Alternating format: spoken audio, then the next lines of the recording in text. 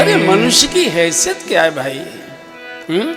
गुरु की कृपा इतनी बड़ी, भगवान भी उसके सामने झुकता है। तुम शिव से ईर्ष्या, शंकर जी गुरु भी हैं, शंकर जी ईश्वर भी है, शंकर जी कामारी भी है, और उनसे ईर्ष्या कर रहे हो तुम। पहले उन्हीं के पास जाऊंगा, और सीधे कैलाश पहुंच गए।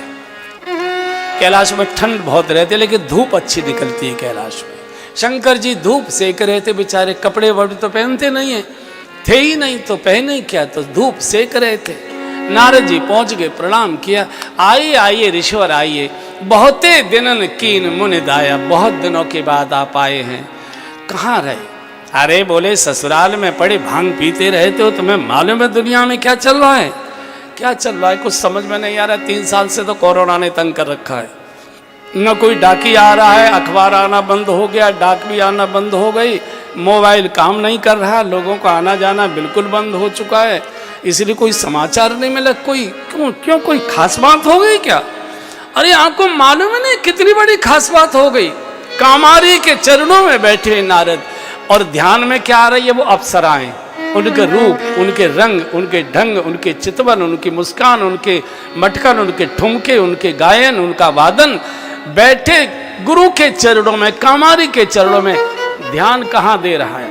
अभी और आएगा ये विषय। मनुष्य तन से कहाँ बैठा है, ये महत्व की बात नहीं, मनुष्य का मन कहाँ बैठा हुआ, ये महत्व की बात है। तन की यात्रा चिता तक होती है, तन की यात्रा की जो है गति वो चिता तक है। जो तन करता है उसे तन भोगता है, और अंतिम यात्रा चिता तक है।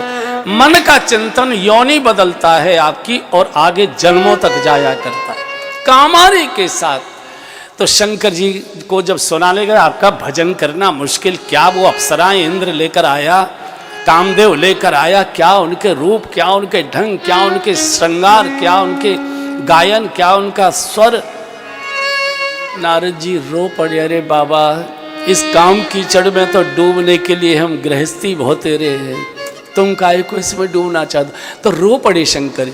तो नारद जी को भ्रम हो गया कि इतनी बढ़िया कथा मैंने सुनाई है, इसलिए भाव के आंसू आ गए। हमको भी कई बार ये भ्रम हो जाता है, और गिर जाता है आंख में मच्छर, उसके कारण से आंसू आ जाते हैं।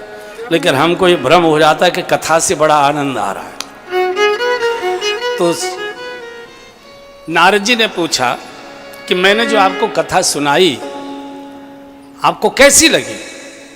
शंकर जी से पूछा नारद जी ने कि मैंने जो अभी कथा सुनाई है आपको कैसी लगी?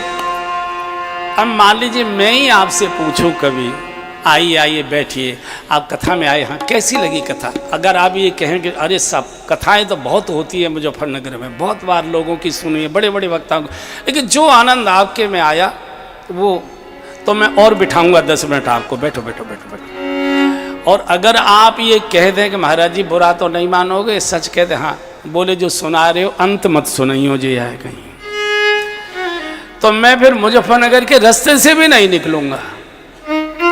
बिल्कुल वही नारद जी ने जैसे ही पूछा कि कैसी कथा लगी जो मैंने सुनाई, हाथ जोड़ दिए गुरु ने, बार बार बिनवऊ मुनि तोहि, बार बार बिनवऊ, सब गाइए, जिमे यह कथा सुनायहु मोहि, जिमे यह कथा सुनायहु मोहि, तिमि जनि हरि सुनायहु कबहु, तिमि जनि हरि सुनायहु कबहु, चलेहु प्रसंग दोहरायहु कबहु, चलेहु प्रसंग दोहरायहु कबहु। गुरु हाथ जोड़ रहा है, शिव हाथ जोड़ रहे हैं।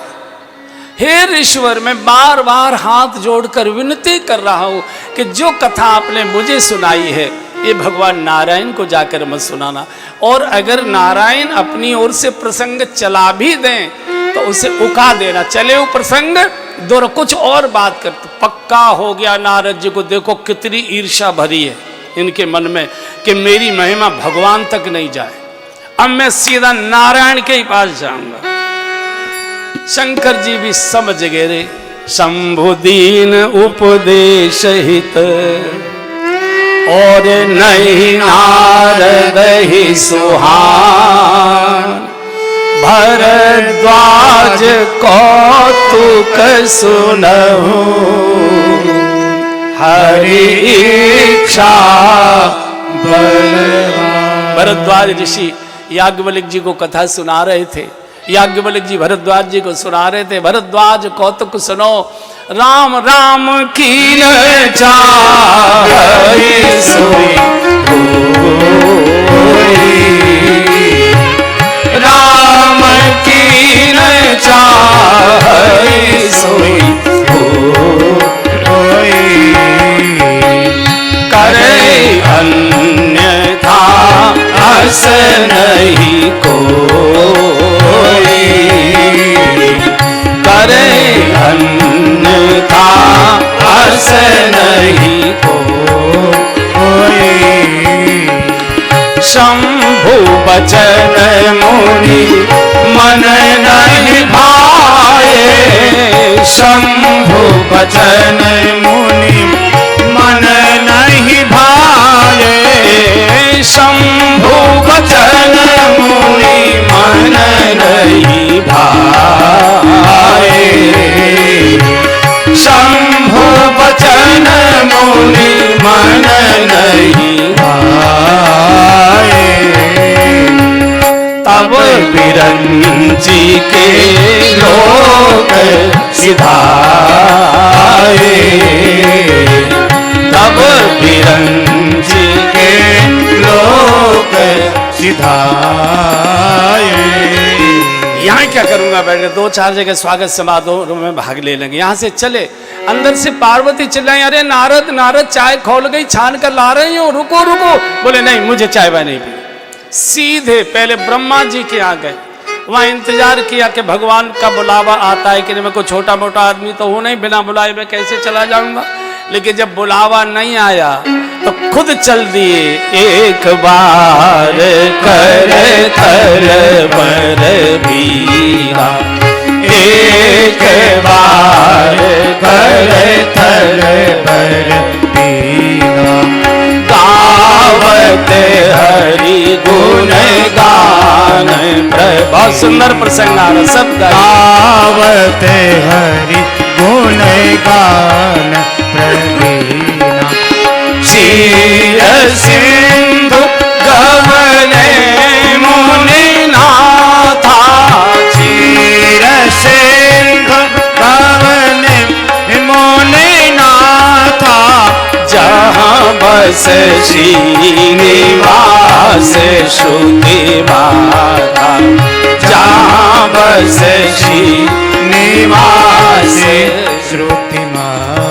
जब ब्रह्मा जी के यहाँ बैठे बैठे इंतजार करते, फोन भगवान नारायण का आया ही नहीं, खुद ही चल दिए। और जैसे ही क्षीर सागर में प्रवेश किया, नियम ये था कि नारद जी जैसे ही क्षीर सागर में प्रवेश करते थे, तुरंत भगवान प्रकट होकर दर्शन देते थे। लेकिन आज हृदय में नारद जी के काम हैं, तो राम दर्शन नहीं होगा। व्याकुल हो गए, पागलों की तरह पुकारने लगे, श्रीमन नारायण नारायण नारायण, श्रीमन नारायण नारायण नारायण, श्रीमन नारायण नारायण नारायण, श्रीमन नारायण नारायण नारायण, लक्ष्मी नारायण नारायण नारायण, लक्ष्मी नारायण नारायण नारायण, हरि नारायण नारायण नारायण, हरि नारायण नारायण नारायण, प्रभु नारायण नारायण नारायण, प्रभु नारायण नारायण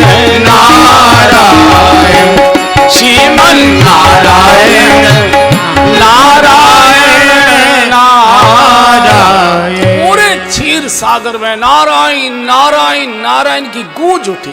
भगवान शेष पर शयन कर रहे थे, लक्ष्मी जी चरणों की सेवा कर रही थी, एकदम भगवान बैठ गए, हर्ष उठे प्रभरमान के थे एकदम। तो लक्ष्मी जी ने कहा प्रभु क्या हुआ? बोले लगता है नारद आ रहा है। नारद आ रहा है? आ जाएगा, हमेशा आता जाता रहा है।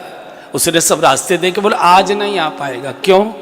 आज रोग लगा कर आया है, और रोगी को तो लक्ष्मी जी हाथ पकड़कर सहारा देकर ही लाना चाहिए। चूंकि ये मेरा भक्त है और मेरा संकल्प है, न मे भक्त प्रणश्यति, मैंने गीता में बोला है, मैं अपने भक्त का पतन नहीं होने देता। भक्त का पतन भगवान का पतन माना जाता है, इसलिए हर्ष उठे, खड़े हो गए। वैसे भी आपने देखा होगा, आप कितने ही बड़े व्यक्ति हैं, लेकिन तो भी आपसे मिलने कोई ऐसा छोटा ही व्यक्ति आ रहा है, लेकिन आपने सुन लिया बहुत बीमार हैं, बहुत दिनों से तबीयत ठीक नहीं, तो आप खड़े होकर अपने सोफे से, कुर्सी से हाथ पकड़ कर लाते, आइए आइए इधर बैठिए, यहाँ बैठिए, यहाँ बैठिए। तो ये उसको, बीमार को सहारा देना ही चाहिए। भगवान को भी लगा कि अगर भक्त का पतन हुआ तो मेरा पतन माना जाएगा। ये डगमगाते आ रहे थे, श्रीमान नारायण। काम भीतर है, और काम बहुत चंचल होता है। जिस समय कामोत्तेजना शरीर में प्रकट होती है, पूरा अंग अंग चंचल हो जाया करता, शरीर में कंप आ जाता है, कांपने लगता है पूरा शरीर। नारद जी की वही स्थिति हो रही थी। भगवान ने हाथ पकड़ा, आइए नारद, आइए आइए आइए बैठिए। पहले नियम था, नारद जी भगवान के चरणों में बैठा करते थे, लेकिन आज सिरहाने की ओर निगाह, तकिया की ओर जाने लगे। भगवान हाथ पकड़े, एक आधा बार भगवान बैठो नारद, बैठो नारद, बैठो, और अकड़ गए। क्यों? क्योंकि अहंकार आ गया। मैं तुमसे कोई कम तो हूं नहीं, मैंने काम भी जीत लिया, और मैं गुस्सा भी नहीं किया, क्रोध भी जीत लिया। केवल एक चीज तुमसे बड़े हो, लक्ष्मी जी तुम्हारी बगल में है, सो थोड़ी देर में मेरे पास भी आने वाली है। और जो व्यक्ति अपने से बड़े से ईर्ष्या, द्वेष और बराबरी करे, उसका तो पतन निश्चित होता है। जिनके सहारे से आप खड़े हुए, उस सहारे को ही काट छोटा करना चाहते हो, तो लक्ष्मी जी छोटा। यहाँ की तो मुझे मालूम ज्यादा नहीं है, लेकिन हमारे ब्रज की माताएं इतना 1.5 फीट का घूंघट मारती हैं, लेकिन बोलती बहुत जोर से हैं। जैसे घूंघट है, और मान लो दादाजी आए हैं, तो अब और कोई है नहीं, तो छोटा बच्चा है 3-3.5 साल का, उसी को घूम, मुन्ना दादाजी को कह दो रोटी खा ले, वो वहां तक भी सुनाई पड़ जाएगा, लेकिन घूंघट की मर्यादा रहती है। तो लक्ष्मी ने कहा कि अरे ऐसे नहीं छोटा, क्या नारद जी नहीं सुन रहे होंगे? वो भी सुन रहे होंगे। भगवान विष्णु ने कहा, लक्ष्मी जी, नारद चरणों में बैठने नहीं आया है, मेरे सिर पर बैठने आया है। चूंकि अब ये मेरी बराबरी का हो गया है, अब ये मुझसे कम नहीं है, अपने को मेरे जैसा मानना है। और बंधुओं, अहंकारी को उसके आदर के अनुसार, सम्मान के अनुसार, पद के अनुसार आपने अगर उसे आसन नहीं दिया तो लौट जाएगा। यहाँ तो पता नहीं क्या डर है, किसका प्रभाव है, मेरी समझ में नहीं आ रहा। इतना अनुशासन है। मैं देखा करता हूँ कई लोग जो कथा कराती हैं समितियाँ के लिए बैठे हुए ना, अनिल जी, अब दिल्ली में जो कथा कराते हैं वो विधानसभा के 2 बार अध्यक्ष रहे हैं, इतने बड़े प्रतिष्ठित सब है, हाथ ही जोड़े खड़े, आइए आइए इधर बैठिए, आइए आइए इधर बैठिए। कई लोग आपने देखो, कोई नहीं कोई नहीं कोई नहीं, इधर से इधर मटकेंगे, कोई नहीं। अरे कोई नहीं यार, हजारों लोग बैठे हुए, कोई, क्योंकि उसको तो सबसे ऊंचा आसन चाहिए ना। तो नारद में अहंकार था, भगवान समझ गए अहंकारी का आसन नहीं दिया तो वो उठ के चला जाएगा। बैठे आसन ऋषि समेता। आप सब मेरे सामने गृहस्थी बैठे, आपका लड़का कहता पापा जी बंबई मेरा काम है, 8 दिन में वापस आ जाऊंगा। और आप चले गए और आप आए 1.5 महीने के बाद लौटकर। तो पिताजी क्या कहते, आइए आइए कुंवर साहब, बड़ी कृपा की, हमारी आंखें तरस रही थी, आपने दर्शन दिया, हम धन्य धन्य ये कहेंगे। या बाप कहेगा भले आदमी 8 दिन की कहकर गया था, अगर ज़्यादा दिन लगते थे फ़ोन नहीं कर सकता था, चिट्ठी नहीं लिख सकता था, हम यहाँ सूखे जा रहे हैं, मरे जा रहे हैं चिंता में, बाप यही कहेगा। लेकिन भगवान जानते अहंकारी चापलूसी की भाषा ही सुनना पसंद करेगा। इसलिए भगवान चापलूसी की भाषा बोले, बोले बेहंसी चराचर राया, बोले बेहंसी चराचर राया, बोले बेहंसी चराचर राया, बोले बेहंसी चराचर राया, बहुते दीन कीन मुनि दाया, बहुते दीन कीन मुनि दाया। हाथ जोड़कर बहुत विनम्रता से भगवान ने कहा, मुनिवर बहुत दिनों के बाद आपने कृपा की, बड़ी कृपा की, कहाँ रहे आप? ओहो, इतना बोलना था, काम चरित नारद सब भागे, काम चरित नारद सब भागे, यद्यपि प्रथम बरज शिव राखे, यद्यपि प्रथम बरज शिव राखे, अति प्रचंड रघुपति के माया, अति प्रचंड रघुपति के माया, जेहि न मोह अस को जग जाया, जेहि न मोह अस को जग जाया। घटना घटित हो गई, आप भी ससुराल में ही पड़े रहते हो। क्षीर सागर लक्ष्मी जी तो वहीं की है ना, सागर की बिटिया है, ससुराल में पड़े रहते हो, इडली डोसा खाते रहते हो, तुमको मालूम है दुनिया में क्या चल रहा है। और क्या बताएं, आना जाना बिल्कुल बंद था 2-3 वर्ष। क्यों? अरे वो आपका तो भजन करना मुश्किल हो गया। भजन करने बैठा वो कामदेव आया अप्सराओं को लेकर, गायकों को, नृत्यांगना, क्या उनके रूप रंग ढंग, क्या उनके कंठ, क्या उनके स्वर, क्या उनके ठुमके। मैं निवेदन कर रहा हूं, आपका तन कहाँ बैठा है ये महत्व की बात नहीं, आपका मन कहाँ डूबा है ये महत्व की बात है। भजन में तन लगता है, लेकिन भजन में तन लगाना पड़ता है, लेकिन भजन में तन नहीं जाता, भजन में मन जाया करता है। कई बार हम पूजा में बैठे दिखाई देते हैं, लेकिन मन हमारा कहीं न कहीं अटका ही रहता है। मैंने अभी 2 मिनट पहले बोला था, शरीर की तन की यात्रा चिता तक है, अच्छा है या बुरा है ये चिता से आगे नहीं जाता। मन की यात्रा जन्मों तक जाया करती है। भगवान की बगल में बैठे नारद जी, बिल्कुल बगल में भगवान ने बिल्कुल अपने आसन पर बिठाया है। और कहाँ डूबे? अप्सराएं, उनके रूप, उनके रंग, उनके ढंग, उनके कंठ, उनके मटकन, उनके ठुमके, उनका गायन।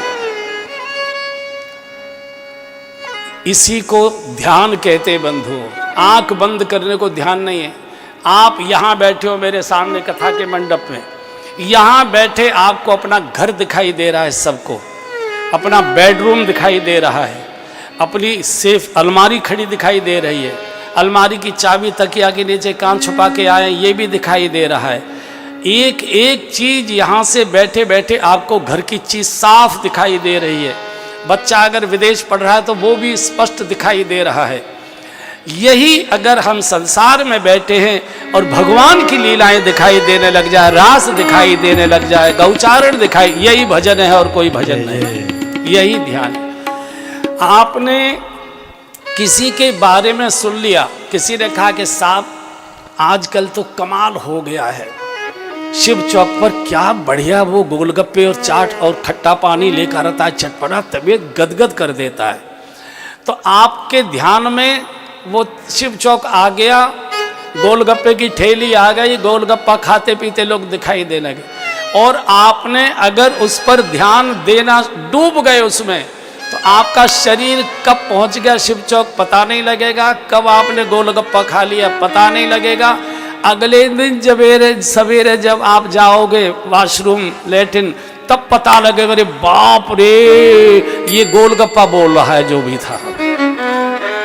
इसलिए भजन, जिनकी भजन करने की इच्छा है उसमें हमेशा बोलकर भजन करिए। जिन्होंने भी होठ बंद करके भजन किया है, लोग कहते हैं कि गुरु मंत्र तो होठ बंद करके बोलना नहीं चाहिए, ऐसा कई लोग कहते हैं गुरु मंत्र बोलना नहीं चाहिए। उनसे पूछा जाए गुरुजी ने जो मंत्र दिया था क्या इंजेक्शन से दिया था क्या? गुरुजी बोले थे कि नहीं बोले थे? जितनी जोर से गुरुजी बोले, एक सज्जन ने मुझे पूछा कि कितनी जोर से बोले।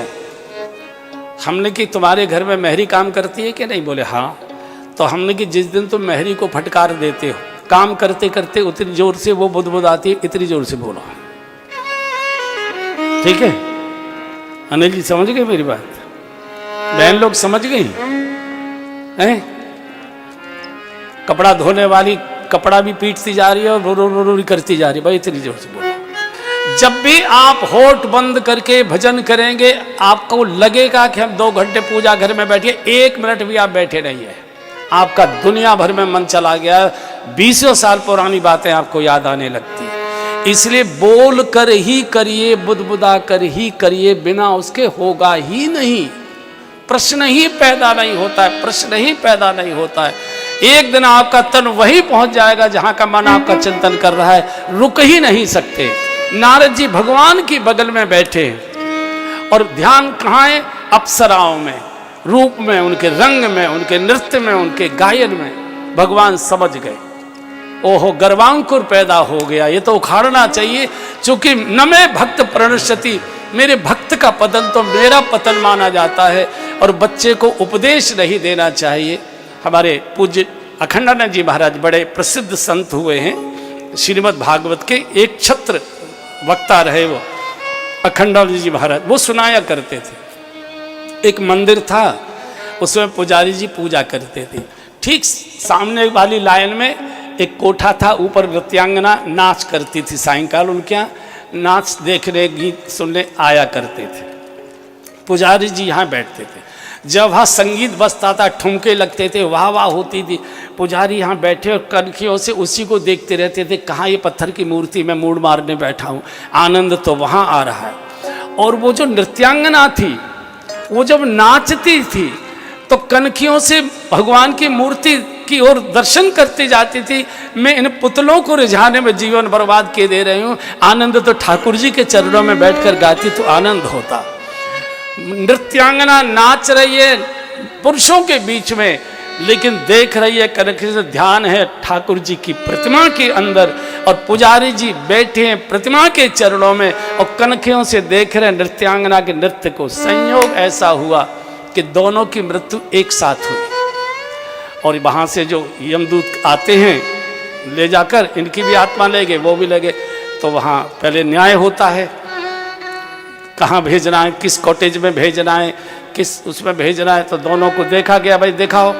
तो पंडित जी का बोले इनको तो नरक का है साहब, ये तो जीवन भर नृत्य ही देखते रहे। पंडित जी उखड़ गए, बोले इसका क्या है वैश्या का? बोले ये तो हमेशा आपके भाव में डूबी रही है, आपके दर्शन में डूबी रही है, तो इसको बोले, इसको स्वर बोले। पंडित जी उखड़ गए। पर इन पंडित जी की नहीं कह रहा हूँ मैं, यहाँ उन पंडित जी कह रहा हूँ। तो बोले कमाल है, ये तो न्याय, तो इतना अन्याय तो नीचे भी कभी नहीं हुआ। जीवन मेरा निकल गया पूजा करते करते, और मुझे नरक, और ये लोगों को रिझाते नाच गाने में जीवन निकाल दिया, इसको स्वर्ग। तो भगवान ने कहा पंडित जी उखड़िए मत, हमारे यहाँ वो होता है, रिकॉर्डिंग भी होती है, उसमें लाइव रिकॉर्डिंग होती है। चला भाई सीडी प्लेयर पर लगाओ, प्ले करो।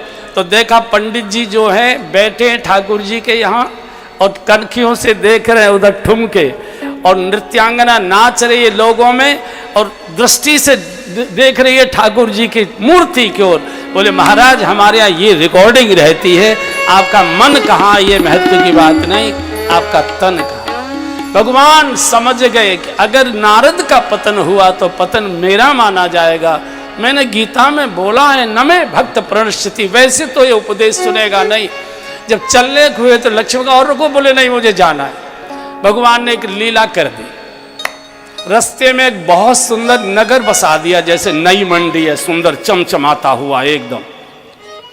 यहाँ का राजा शीलनिधि, तो किसान खेत में काम कर रहे थे, तो किसानों से पूछा कि भाई ये नगर कौन सा है? इसी रास्ते से गए थे तब नगर नहीं था, बुद्धि मारी गई चूंकि भीतर काम भरा हुआ है ना। बोलिए शीलनिधि राजा का नगर है, और ये पंडाल वंडाल इतने बड़े। बोले उनकी बेटी विश्वमोहिनी, आज उसका स्वयंवर है, तो सब राजे आने हैं, तो उनके लिए टेंट वेंट लगे। अब देखिए काम पहले से ही भीतर बैठा था, विश्वमोहिनी का नाम और सुन लिया, मन करे आया कि देखूं तो सही विश्वमोहिनी कौन है, कैसी है। और पहुंच गए। राजा ने बहुत स्वागत किया, आइए ऋषिवर, आइए ऋषिवर, बड़ी कृपा की आज बिटिया का स्वयंवर है, आपका आशीर्वाद मिलेगा, मैं भी धन्य होऊंगा, बिटिया का भी जीवन धन्य धन्य हो जाएगा। बैठ। और बेटी को बुलवाया, सखियां विश्वमोहिनी को लेकर आई, विश्वमोहिनी को लेकर पकड़ कर आ रही। बोले ये मेरी बिटिया है, इकलौती बेटी है, बड़े लाड़ प्यार से पाली है, आज ही इसका स्वयंवर। और जैसे ही नारद जी ने विश्वमोहिनी को देखा, चूंकि काम तो भीतर बैठा ही था जागा हुआ, और विश्वमोहिनी को देखते ही देखी रूप मोहिनी बेटी विसारी, देखी रूप मोहिनी बेटी विसारी, बड़ी बारी लगे रहे निहारी, बड़ी बारी लगे रहे निहारी, हाजी बड़ी बारी लगी रहे निहारी, बड़ी बार लगी रहे निहारी। बहुत देर तक टकटकी लगाकर देखते रहे। शीलनिधि राजा ने कहा बाबा चेहरा मत देखो, बेटी का हाथ देखो, इसकी रेखाएं तो देखो, वर कैसा मिलेगा। अभी काम भीतर जागृत अवस्था में बैठा ही था पहले से। विश्वमोहिनी सामने आ गई, उसके रूप में डूब गए, और जैसे का इसकी हाथ की रेखा देखो, जो चीज सुंदर दिखाई देती है उसको छूने की भी इच्छा करती है, उसको उसका स्वाद लेने की भी इच्छा करती है। और जैसे ही विश्वमोहिनी का हाथ में हाथ आया, काम की लपटें शरीर में से फूटने लगी, जैसे नारद जी इतने काम में पागल हो गए। और बोलना चाहिए था ये कि इसका जो वर्ण करेगा वो अनंत कोट ब्रह्मांड का नायक होगा, चराचर जगत का स्वामी होगा, परात्पर परब्रह्म परमेश्वर होगा, उसके साथ इसका विवाह होगा। लेकिन काम उल्टा बुलवा रहा। क्या बोल रहे हैं? जो इसके साथ विवाह करेगा वो अनंत कोट ब्रह्मांड का नायक बन जाएगा, चराचर जगत का स्वामी बन जाएगा।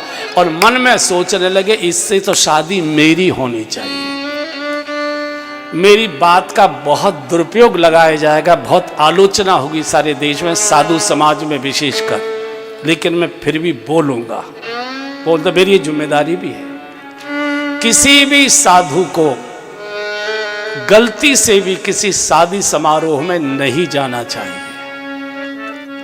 चाहे कितना ही बड़ा शिष्य क्यों न हो, पूरे आश्रम का खर्चा अकेला ही चलाता हो, फिर भी नहीं जाना चाहिए। शादी हो जाए आश्रम बुलवाओ, बेटे की शादी है, बहू और बेटे को आश्रम में आने दीजिए, आश्रम की मर्यादा का दर्शन कराइए, ज्ञानोपदेश करिए, आचरण की शिक्षा दीजिए। बेटी की शादी है, बेटी और दामाद को आश्रम बुलाइए। जो साधु शादियों में जाते हैं, बहुत विनम्रता से बोल रहा हूँ, धीरे धीरे वो सेमी गृहस्थी ही हो जाते हैं, उनकी भी शादी करने की इच्छाएं हो जाती हैं। इससे ज़्यादा बोलेंगे नहीं। हम गांव के हैं, हमारा जन्म गांव में हुआ है।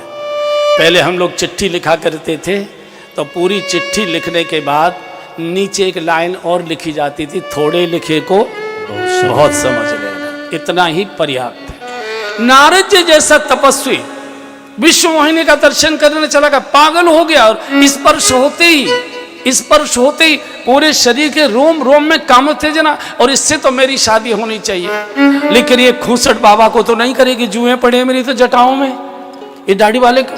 तो हर सन मांगो सुंदरताई, मैंने जीवन भर भगवान का भजन किया है, उनसे मैं रूप मांगूंगा और शादी करूंगा। देखो कहां से कहां तक पतन होने जा रहा, अभी और बचा, अभी गड्ढे में गिरेंगे।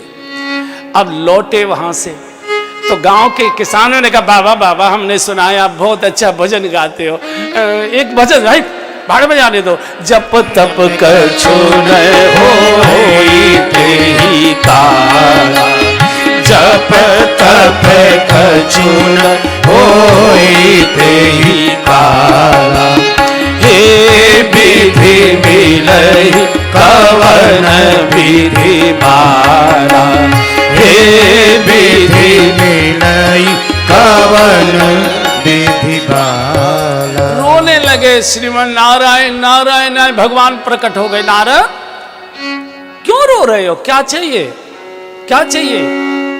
ज्ञान दूं, वैराग्य दूं, भक्ति दूं? बोलो क्या क्या चाहिए, क्या दूं? बोले तीनों को चूल्हे में दे दो।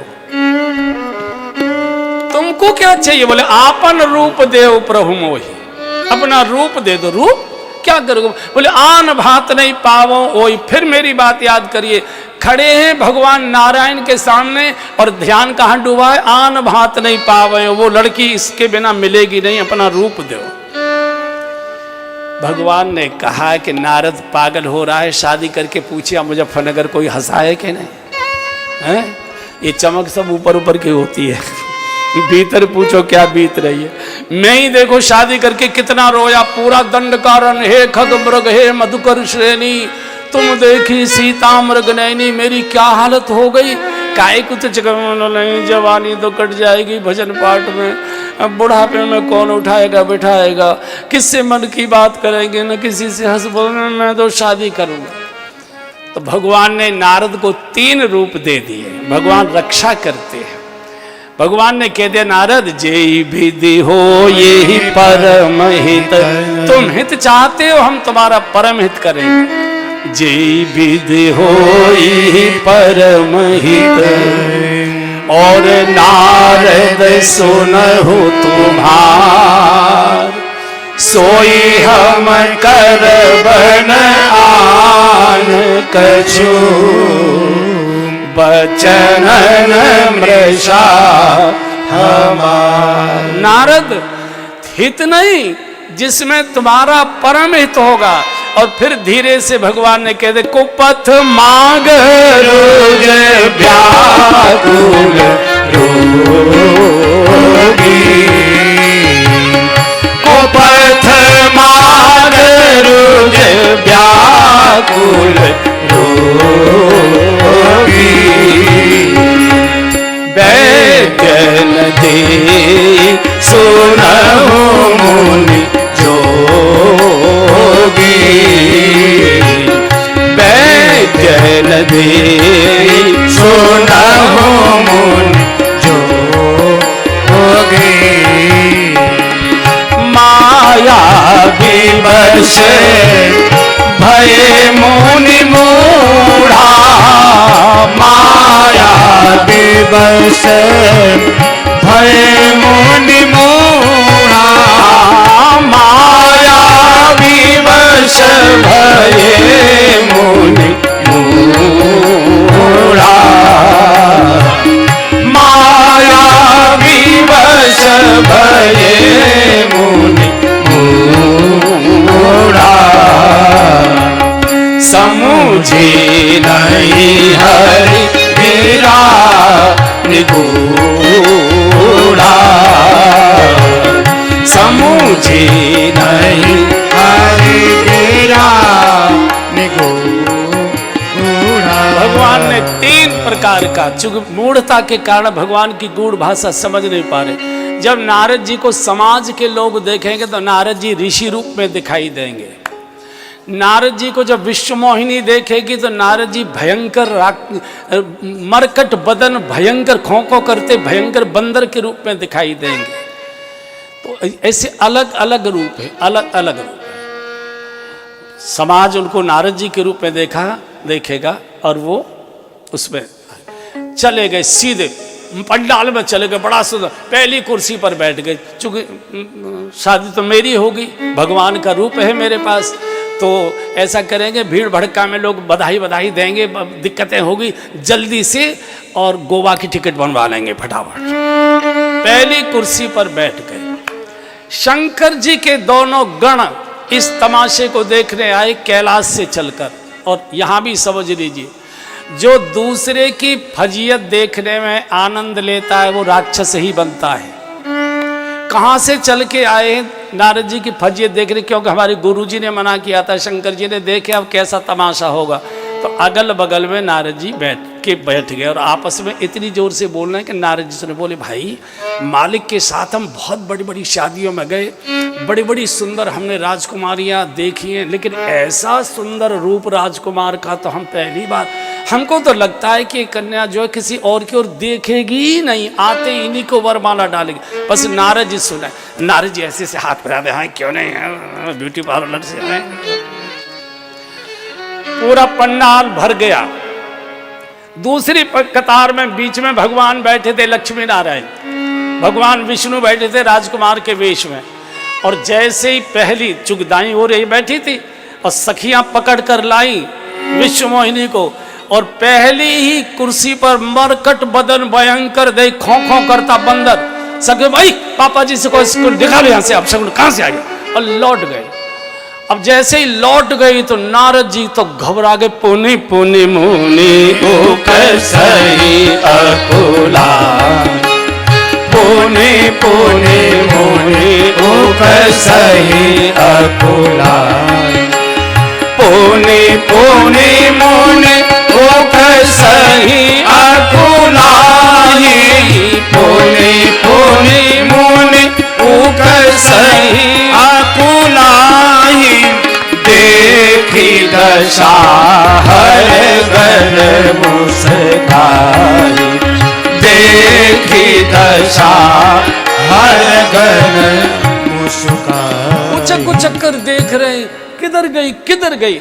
गणों ने कहा शंकर जी के, अरे अरे राजकुमार घबराओ मती, भीड़ के कारण संकोच में आपको देख नहीं पाई, आपका ही वर्ण करेगी। घबर और चढ़ा दिया और उधर चली गई। बीच में भगवान विष्णु बैठे थे और जाकर वरमाला डाल दी, दुल्हन ले गए लक्ष्य निवासा, नभ समाज सब भय निराशा। और जैसे ही नारद जी को लगा के शादी तो हो गई, कोई और राजकुमार ले गया, इतने घबरा गए।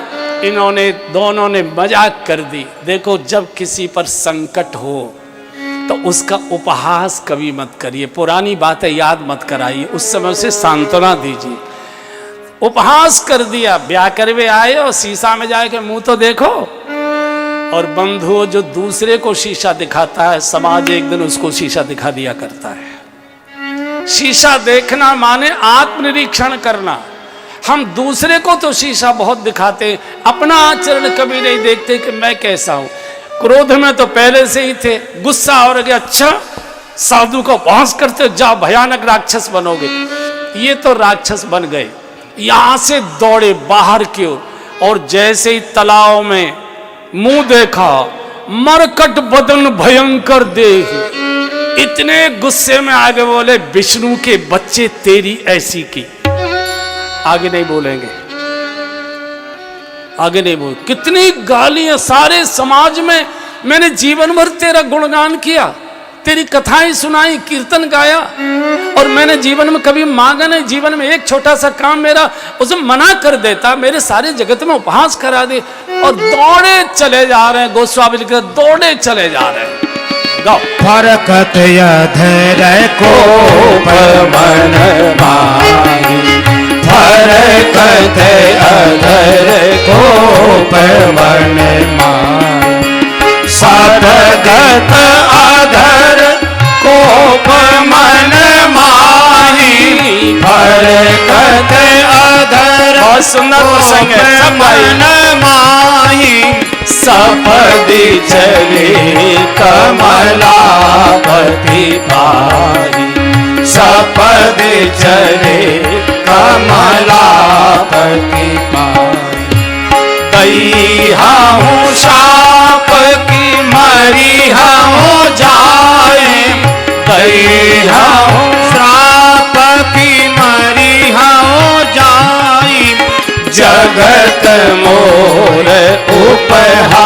उपहास कराई, जगत मोरे उपहास। आगे जा रहे हैं, या तो मर जाऊंगा, मार डालूंगा, श्राप दूंगा, सारी जगत में मेरा उपहास करा दिया। इतने में तो भगवान रथ में बीच में ही, अरे नारद जी, अरे ऋषवर मुन कहाँ चले विकल किराए, बीच ही पंथ मिले दनुजारी। और बंधु और बहनों, भगवान बीच रास्ते में ही मिलता है। भगवान जानते जैसे तैसे भजन करना शुरू किया है, नहीं मिला तो ये निराश होकर छोड़ देगा। भगवान पहले ही प्रकट हो जाते, बीच में ही प्रकट हो जाते, पाठ पूरा भी नहीं होने देते। अरे ऋषवर मुन कहाँ चले विकल की नाई, ये तो पागलों की तरह भागे जा रहे। और जैसे ही मुड़कर देखा, संग रमा सोई राजकुमारी लक्ष्मी जी और ये विश्वमोहिनी। जो गालियां दी हैं मुजफ्फरनगर के गांव में भी ऐसी गाली नहीं दी जाती होंगी। जितने प्रकार की गालियां हो सकती है शास्त्र में, धोखेबाज कहीं के, झूठे कहीं के, मक्कार कहीं के, स्वार्थी कहीं के, जीवन भर गुणगान किया, कभी कोई काम नहीं बताया, एक बार काम आए मना कर देते, जगत में बहस करा दे, गाली पर गाली, गाली पर गाली। लक्ष्मी जी का, महाराज से रोको ना, बाबा को इतनी गाली दे रहा है, इसको टोको ना। बोले नहीं लक्ष्मी जी, तुम बीच में मत आओ, ये गाली नहीं दे रहे, ये रस्म पूरी कर रहे हैं। बोले क्या मतलब? बोले जब शादी होती है तो गालियां गाई जाती है, हम जल्दी निकल आए तो रस्म पूरी करने के लिए पीछे से आया। बोले इतनी देर आए? बोले कोई बात नहीं। अंत में जब कहा कि जैसे स्त्री के वियोग में मैं तड़प रहा हूं, मेरा शाप है, तुम भी एक दिन स्त्री के विरह में जरूर ऐसे ही रोओगे। शाप को भगवान ने, साधु का तो शाप भी आशीर्वाद ही होता है, शाप को शीश पर धारण किया, माया समेटी, नहीं तह रमान राजकुमारी, न मां लक्ष्मी जी न विश्वमोहिनी, भक्त और भगवान दो। और जैसे इनका विवेक जागा, एकदम चरणों गिर, नहीं प्रभु, नहीं प्रभु, मेरी सारी वाणी असत्य हो जाए, जो बोला है असत्य हो जाए प्रभु, मुझे कोई शादी वादी नहीं, प्रभु मुझे क्षमा कर। भगवान ने कहा नहीं नारद, शोर मत करो। नहीं नारद, साधु क्रोध में भी आशीर्वाद ही देता है, साधु कभी श्राप नहीं देता। शाप तो ये होता कि तुम कहते जैसे मेरी शादी नहीं हुई ऐसी तुम्हारी शादी नहीं होगी। कम से कम तुमने ये तो किया कि तुम स्त्री के विरह में तड़पोगे, इसका तो शादी तो हो ही जाएगी, मायके से आएगी नहीं, यही तो होगा झंझट। नहीं प्रभु, मैं कैसे, मुझे बहुत कष्ट हो रहा है, मुझे बहुत जलन हो रही है, जीवन भर मैंने आपका गुणगान किया है। तो भगवान ने कहा कि मैं इसका इलाज नहीं कर सकता, इसका इलाज तो वैद्य जी के पास ही जाना पड़ेगा। वैद्य कौन है? बोले सदगुरु वैद्य। तुमने शंकर जी का अपराध किया था। भगवान का सिद्धांत है, जिसका अपराध किया जाता है क्षमा वही कर सकता है, कोई दूसरा नहीं कर सकता है। कोर्ट आपकी सजा को कम या ज्यादा या माफ कर सकता है, लेकिन जो अपराध आपने जिसके साथ किया वो जीवन भर जब तक वो माफ नहीं करेगा, आप माफ नहीं हो सकते। कोर्ट अलग विषय हो गया। तुमने शंकर जी का अपराध किया था, शंकर जी ने तुमको समझाया था जाओ, और वहां से सीधे सप्त सरोवर उसी गुफा में आ गए, आसन लगा लिया और शिव को रो रो कर पुकारते हैं, बाबा भोलेनाथ, बाबा भोलेनाथ, मेरी नैया को उबारो ना। बाबा भोलेनाथ, बाबा भोलेनाथ, मेरी नैया को उबारो, मुझे पार लगाओ नाथ। बाबा भोलेनाथ, बाबा भोलेनाथ, मेरी नैया को उबारो नाथ। बाबा भोलेनाथ, तन पे लगाई भस्म, सिर चांद सोहे है, सर्पों की माला है, तन पे लगाई भस्म, सिर चांद सोहे है, सर्पों की माला है। तारे जटा में गंगे, माथे कहते कुंड, ये डमरू वाला है। तारे जटा में गंगे, माथे कहते कुंड, ये डमरू वाला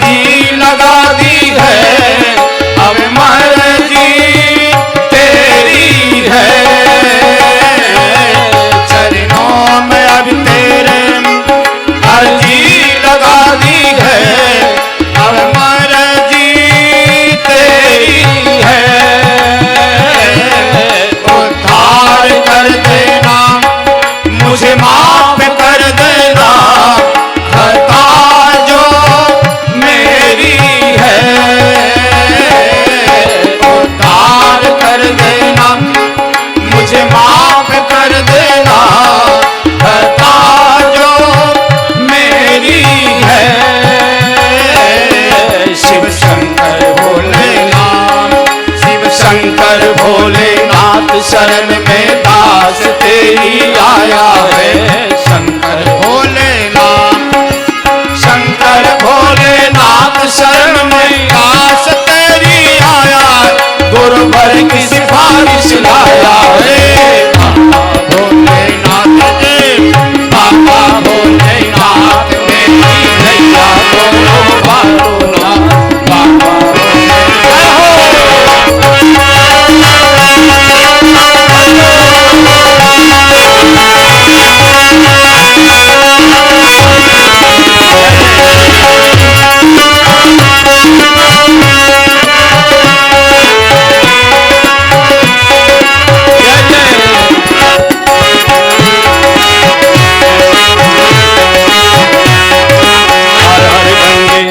शंकर, हर हर गंगे जय शिव शंकर, हर हर गंगे जय शिव शंकर, हर हर गंगे जय शिव शंकर, हर हर गंगे जय शिव शंकर, हर हर गंगे जय शिव शंकर, हर हर गंगे जय शिव शंकर, हर हर गंगे जय शिव शंकर, हर हर गंगे, हर हर गंगे, हर हर गंगे, हर हर गंगे, हर हर गंगे, हर हर गंगे, हर हर गंगे। हरि बोल।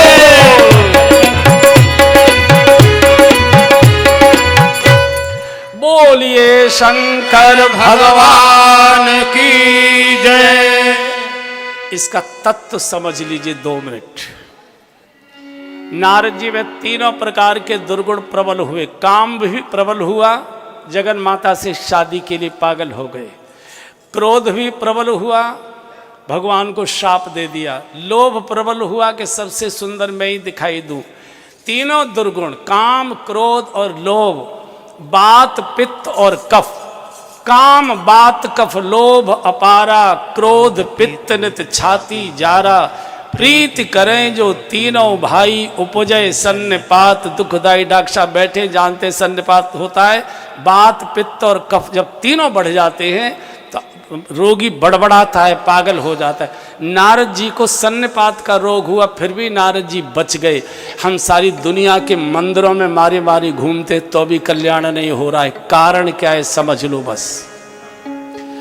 नारद जी में काम प्रबल हुआ, शादी करने की इच्छा। हमारा काम प्रबल होता, हम संसार की ओर भागते, चौराहे की ओर भागते। नारद जी काम तृप्ति के लिए वे राम के ही पास गए। हरिसन मांगो सुंदरताई।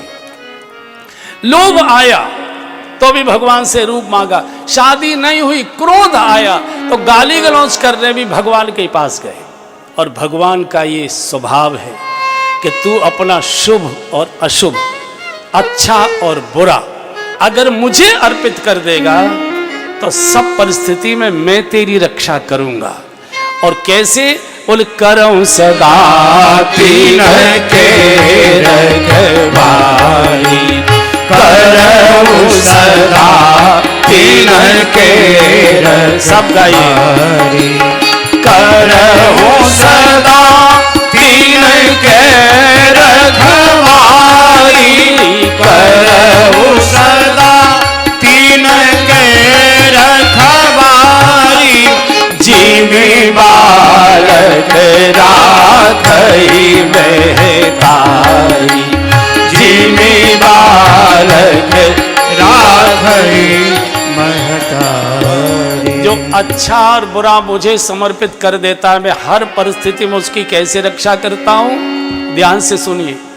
जैसे महतारी अपने बच्चे की रक्षा करता है, भगवान ने मां शब्द नहीं बोला, माता शब्द नहीं बोला, जननी शब्द नहीं बोला, महतारी शब्द बोला है।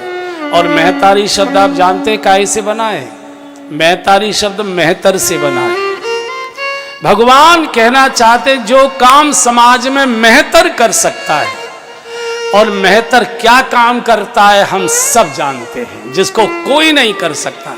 अरे छोटा बालक है, चाचा चाची और ताई दो ही महिलाएं हैं, एक के बच्चे ने पॉटी कर दी तो वो अगर चाची है और ताई के बच्चे ने कर दी, या ताई है और चाची के बच्चे ने कर दी, खुद नहीं उठाएगी, अरे तुम्हारे मुन्ना ने पोटी कर दी, अरे तुम्हारी मुन्ना ने पोटी कर दी। कोई नहीं करता। ये काम केवल माँ करती है, महतारी करती है, या मेहतर करता है। भगवान कहता है इसका मैं करूँगा।